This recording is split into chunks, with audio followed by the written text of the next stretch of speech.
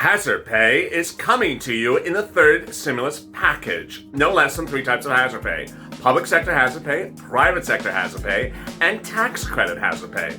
But how do you calculate hazard pay? Who applies for hazard pay? What is the notion of hazard pay? And how soon could you get paid hazard pay? In this throwback video, I explained the concept of hazard pay, the calculation under the 2020 HEROES Act, $10,000 based upon $13 an hour from January of 2020 to 60 days after the pandemic, on the number of hours you worked, whether part-time or full-time. Enjoy this overnight LALATE video explaining the nuances of how to get hazard pay.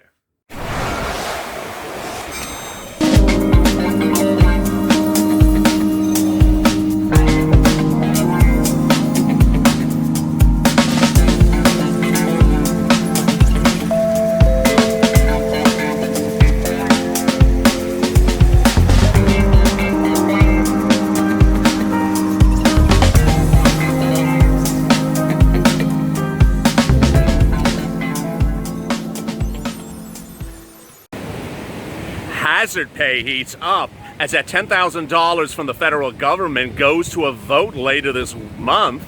But will it get passed, or will the amount get changed?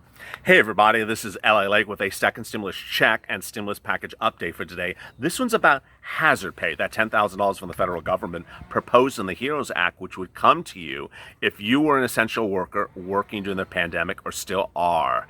There's a lot of chainsaws coming. There's no chainsaw massacre today, but hopefully I survive the rest of this taping. Let me get right to the details. There's really shocking details today about the need to compensate essential workers amid the growing pandemic across the country. As you know, the HEROES Act proposes to pay you $10,000 if you're an essential worker, or $5,000. Moreover, there's state hazard pays, there is business hazard pays, and there's local hazard pays. Let me get right to the great news. And before I start, let me explain that none of these conflict with one another, so you can get all of these. The HEROES Act, which is currently in the Senate from the House, proposes to give you $10,000 if you're an essential worker.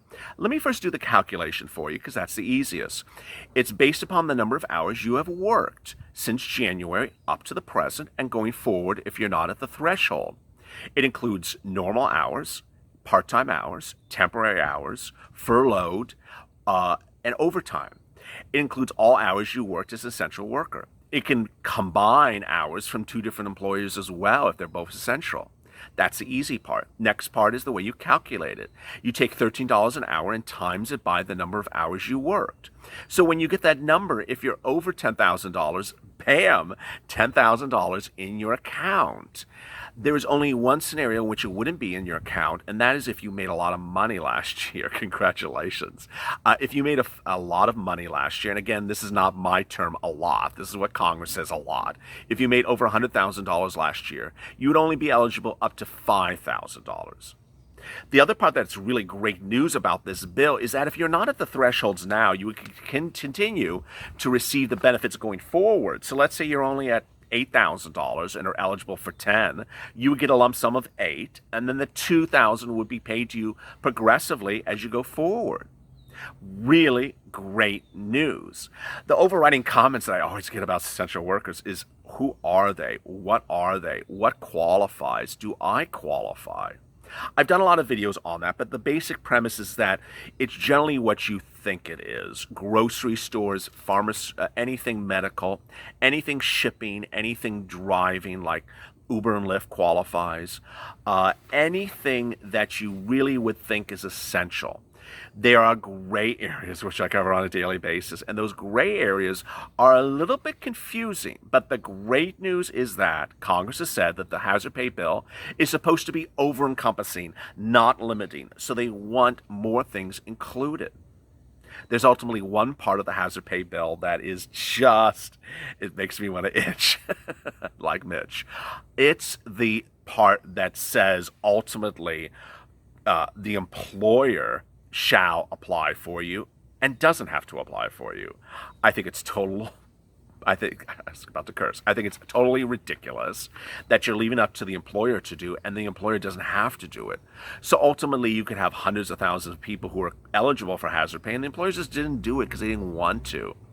The Mitt Romney plan, which will be combined with the hazard pay bill and argued together, because that's the way Congress works, pays you a little bit less, $12 an hour, but requires the employer to pay you hazard pay and requires the employer to apply for hazard pay. So that's really great news. Now, the problem that we have is one person, and let me itch, because it rhymes with itch, Mitch. The problem is Mitch McConnell. Because as you know, I said to you on Sunday, Mitch McConnell on last Friday, said, I'm going to debut my second stimulus package, which presumably would either have hazard pay in there or not. And I said, okay, on Monday we're going to find out. Monday came, we didn't find out.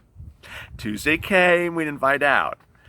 Well, Chuck Schumer is just beside himself, as I am too, saying, Mitch, what are you doing? Can we see your stimulus package? Mitch's response was silence. When asked by members of broadcast news, and I mean the major networks, Mitch McConnell refused comment. He refused to give America's public any glimpse of what his second stimulus package has in it. So as we sit here today, now Wednesday, I have no news from you as to whether Mitch McConnell wants to provide hazard pay, wants to get rid of it, wants to change it. But I do have this. Mitch wants to build a new building for someone. He introduced a bill today or yesterday about building buildings for people. It's really, really out of touch, and that is where we are. So I don't want you to lose hope. I want you to stay positive and motivated, but we ultimately don't know what's going on with the Republicans about hazard pay.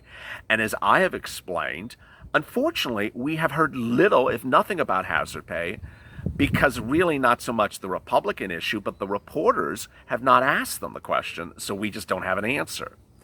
But we will in the next couple days. Now, the important thing for you to remember is that hazard pay from a federal standpoint does not conflict with state hazard pay. In the last couple of days, I've told you to look at your state because a lot of states have now instituted state hazard pay for essential workers. The definition of essential workers does differ from state to state, and it's different than the federal bill that I discussed before, but this is great news. The part of it that's not particularly great news, and I saw someone in the comments, and I agree 100% with him, was that the state programs propose to pay you a couple $100, whereas the federal program proposes to pay you $10,000. So, I mean, they really aren't comparable on the scale, but at least they're paying you something while we wait for Mitch to get his act together. Then there are the businesses, and so a lot of businesses are starting to roll out hazard pay. Yesterday, I detailed Walmart, which some of you love the news and some of you didn't like the news. Walmart is paying essential workers, well, actually, Walmart is paying all their workers hazard pay, and it's going to land in your account in late August. Whether you're temporary, full-time, part-time, laid off, whatever, you're going to get it. The comments were, well, they should have been paying us more money. The movement at this point is that hazard pay is being paid by employers. That's the great news. Now, what's going to happen? Here's the part of the story or this video that's not particularly good news. The particular part that is troubling is a lot of new reports are saying that essential workers may just not go back to work because the number of COVID cases are getting so serious that they don't feel protected and they don't feel compensated by their employers or the government. I detailed that earlier this week that when Kroger and a lot of supermarkets were under fire by the unions that said, hey, the grocery store unions, that said, hey, you want our grocery store employees to continue to work as the pandemic starts to rage out of control. Pay them more money. Pay them hazard pay. You saw my story yesterday where a lot of groups are now approaching these employers and say, you need to start paying hazard pay. Well, Dr. Scott Gottlieb doesn't mention hazard pay, but he discusses the impact of hazard pay in a new report today. He says the number of U.S. coronavirus cases could reach 300,000 deaths by the end of the year if the trend continues. Right now, this is his quote, he says we have close to 1,000 deaths per day because of COVID-19. If you don't change that trajectory, you can do the math. The problem is we're hospitalizing a lot of patients. He says that, he told this to CNBC today, that the U.S. may have around 300,000 deaths and growing if we don't fix this and we don't start to curb it. Right now, we have close to 1,000 casualties a day, so if we don't change that trajectory, we're going to see a massive number of deaths. He thinks it could be far more than 2,000 deaths per day. He's the former head of the FDA under President Donald Trump. And he says that medical workers are really not starting to show up. I detailed that yesterday. This, again, is talking about essential workers who may start to not show up for work. In Florida, over 30 hospitals now are at full capacity and don't have enough nurses. And when asked for more nurses to show up, they didn't. This is different than in March, where you heard a massive movement by essential workers across the country to mobilize, to show up, to travel, and to help people out. That movement's not happening because a lot of them don't feel like risking their lives this time around. The death rate of confirmed cases is about 3.6%, the Wall Street Journal reports now. And the problem is that where we're seeing hospitalizations, a lot of this is increasing. It's likely to be in hospital use because of the side effects affect a profile. So they're promising therapeutics, but some states have chosen not to see this. We need to make a decision what's important for us, and we're willing to sacrifice right now, but until we get to that other side, it's not going to happen. What's not going to happen is that if essential workers are not compensated, they may just not show up. So imagine a universe with late or early, imagine a universe of late July, early August, in which Mitch McConnell has still not figured out how to compensate essential workers.